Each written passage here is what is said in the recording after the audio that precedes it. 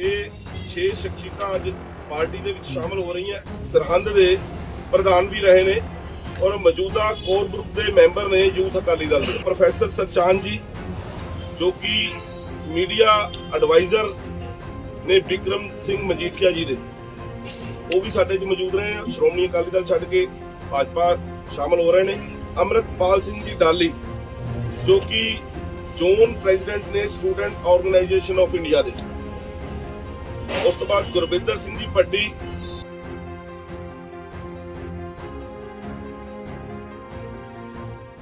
ਜੋ ਕਿ ਸਾਬਕਾ ਐਮਐਲਏ ਨੇ ਔਰ ਪੀਪੀਐਸਸੀ ਦੇ ਐਕਸ ਮੈਂਬਰ ਨੇ, ਪ੍ਰੈਜ਼ੀਡੈਂਟ ਐਸਸੀ ਕਮਿਸ਼ਨ ਦੇ।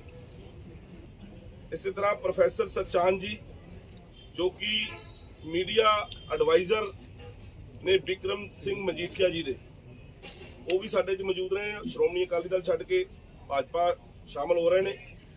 ਰਾਜਪਾਲ ਚੌਹਾਨ ਜੀ ਜੋ ਕਿ ਨੈਸ਼ਨਲ ਗੋਲਡ ਮੈਡਲਿਸਟ ਨੇ, ਸਾਈਕਲ प्रेसिडेंट स्पोर्ट्स साइकिलिंग के gold medalist president sports wing के हैं श्रोमणी अकाली दल, सॉरी।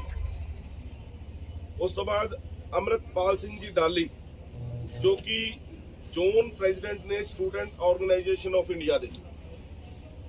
उस तो बाद गुरबिंदर सिंह जी भट्टी जो कि पुत्र ने दीदार सिंह भट्टी जी दे और म्युनिसिपल कमेटी ਦੇ ਸਰਹੰਦ ਦੇ ਪ੍ਰਧਾਨ ਵੀ ਰਹੇ ਨੇ ਔਰ ਮੌਜੂਦਾ ਕੋਰ ਗਰੁੱਪ ਦੇ ਮੈਂਬਰ ਨੇ ਯੂਥ ਅਕਾਲੀ ਦਲ ਦੇ।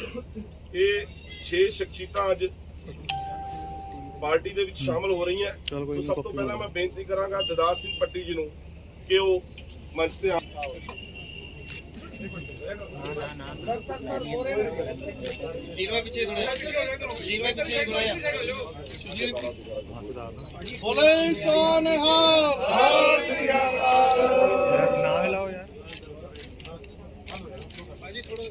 थोड़ा पीछे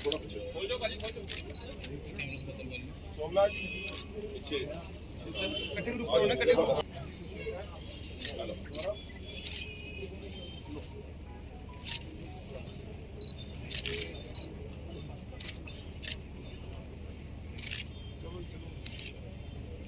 तीसरा नाम प्रोफेसर सचान जी।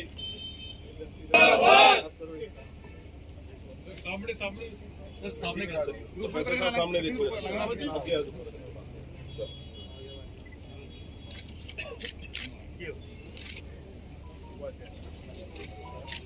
स्टूडेंट ऑर्गेनाइजेशन के जोनल प्रधान ने अमृतपाल सिंह डाली जी।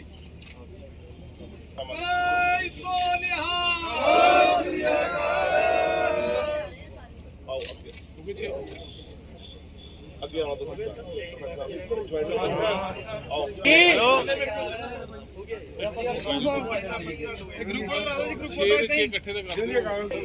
सर नमा पंजाब आपका जो नारा है नमा पंजाब, सर नमा पंजाब क्या होगा, क्या आप? देखिए, भारतीय जनता पार्टी अब की बार चुनाव के मैदान में नवा पंजाब भाजपा के नाल इस नारे के साथ में है मैदान में। पंजाब के बारे में यदि पहले कहीं नाम भी पुकारा जाता या कल्पना भी की जाती तो जो चित्र मन में उभरता था वो था कि एक हंसी खुशी से भरा हुआ प्रदेश, एक समृद्ध प्रदेश, एक खुशहाली वाला प्रदेश। जिन लोगों ने पंजाब को नहीं देखा होगा करीब से, उन्होंने भी जो जिस तरह के छायाचित्रों में, ग्रंथों में, किताबों में जो पढ़ा होगा, वो लोग भी पंजाब की कल्पना गिद्दा भांगड़ा डाला जो है प्रदेश ऐसा खुशी वाला प्रदेश के रूप में करते थे। वो प्रदेश जो देश की पर कैपिटा जीडीपी के हिसाब से, इनकम के हिसाब से देश आज लुढ़कते 16वीं 17वीं 18वीं पायदान पर आ गए। जीएसडीपी ग्रोथ की दृष्टि से, स्टेट जीडीपी ग्रोथ की दृष्टि से आज देश के 33 प्रदेशों में मणिपुर से जस्ट ऊपर अंतिम पायदान पर खड़ा हुआ है।